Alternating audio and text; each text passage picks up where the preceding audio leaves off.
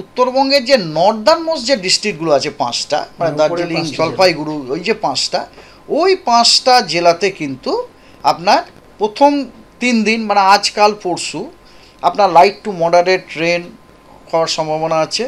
সেটা হচ্ছে দার্জিলিং, কালিম্পং, জলপাইগুড়ি, আলিপুরদুয়ার এবং কোচবিহার, এবং ওগুলোতে আপনার প্রত্যেকটা দিনই ওই যে রেন যেগুলো হবে এগুলো উইথ মানে অ্যাসোসিয়েট অ্যালং উইথ থান্ডার, ঝোড়ো হাওয়াও থাকবে।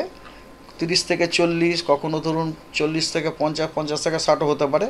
আর চতুর্থ এবং পঞ্চম দিন মানে 21 আর 22 তারিখে রেনফলটা একটু কমে যাবে, সেখানে লাইট রেন হওয়ার সম্ভাবনা আছে। কিন্তু দেখুন প্রত্যেক দিনই কিন্তু এই জেলাগুলোতে বৃষ্টির সম্ভাবনা আছে, ওই ওপরের 5টা জেলা, কারণ ওখানে একটা সিনপটিক সিচুয়েশন রয়েছে, বুঝতে পেরেছেন। লো লেভেলে একটি অক্ষরেখা, সেটা ধরুন উত্তর নর্থ ইস্ট বিহার থেকে ওইদিকে আসাম পর্যন্ত যাচ্ছে, আপনার কি বলে সাব হিমালয়ান ওয়েস্ট বেঙ্গলের উপর দিয়ে যাচ্ছে। তো that is helping observe maximum temperature, আজও বলছি অবজার্ভ ম্যাক্সিমাম টেম্পারেচার আগামী 2-3 দিনে 2 থেকে 3 ডিগ্রি বাড়বে। এটা হয়ে গেল। এবারে এই অবজার্ভ টেম্পারেচারটাকে you compare with the normal value, normal স্বাভাবিক যে ভ্যালু, ম্যাক্সিমাম টেম্পারেচার যদি স্বাভাবিক ভ্যালুর সাথে তুলনা করেন, তাহলে স্বাভাবিক ভ্যালুর থেকে 4 to 6 ডিগ্রি বেশি থাকবে ডিউরিং নেক্সট 4 to 5 ডেজে। স্বাভাবিকের থেকে 4 থেকে 6 ডিগ্রি বাড়ার সম্ভাবনা আছে আগামী 4 থেকে 5 দিনে।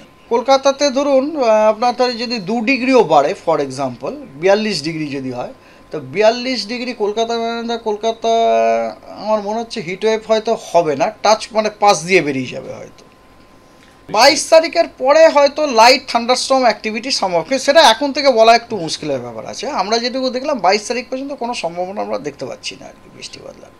এটা দেখুন, এটা ব্যাপারটা হচ্ছে কি, এই যে সিজনটা না, এই সিজনে আমাদের দক্ষিণবঙ্গের ক্যারেক্টারিস্টিক ওয়েদার হচ্ছে থান্ডারস্টর্ম, ঠিক আছে, থান্ডারস্টর্ম।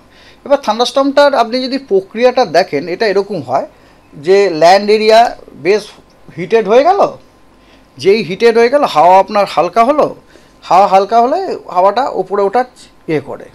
এবারে যেইখানে হাওয়াটা উপরে উঠছে তখন নিশ্চয়ই অন্য জায়গা থেকে হাওয়া তো ওখানে যাবে, কিন্তু ওখানে যদি শুকনো হাওয়া যায় তাহলে কোনো লাভ নেই।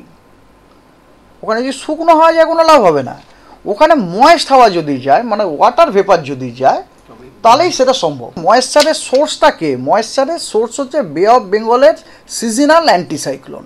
ইট must be organized, it must be oriented properly in a favourable manner.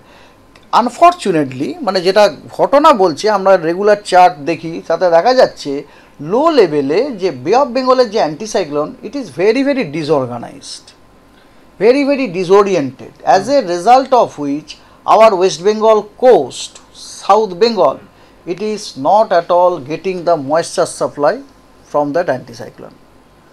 ওটা আমরা পাচ্ছি না, দিস ইজ নাম্বার ওয়ান।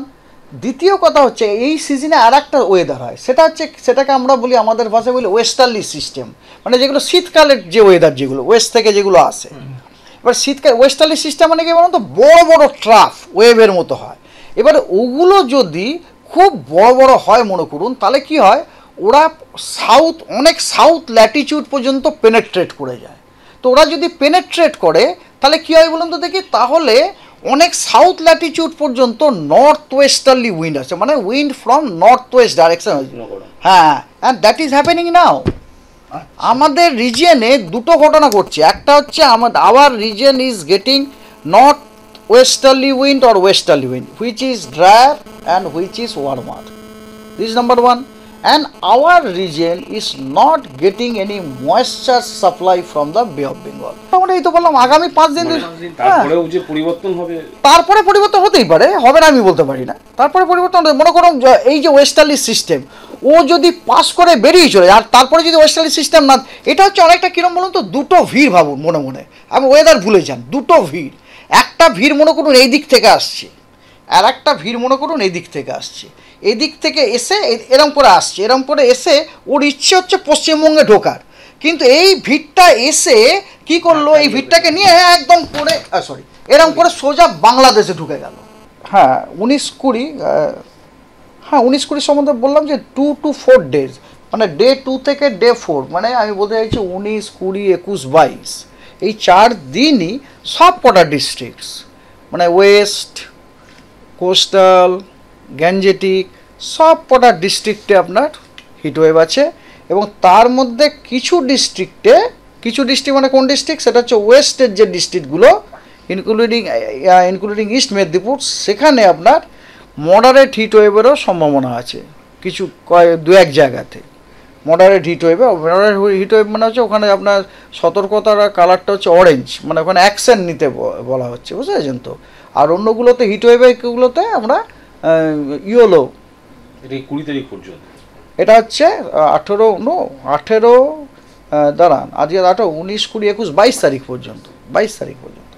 উত্তরবঙ্গতেও কিন্তু উত্তরবঙ্গেরও কিন্তু বেশ কয়েকটি জেলাতে আগামী 5 দিনে হট অ্যান্ড হিউমিড ওয়েদার থাকবে, কোনো রকম বৃষ্টিপাতের সম্ভাবনা নেই। সেই জেলাগুলি হচ্ছে দুটো দিনাজপুর এবং মালদা।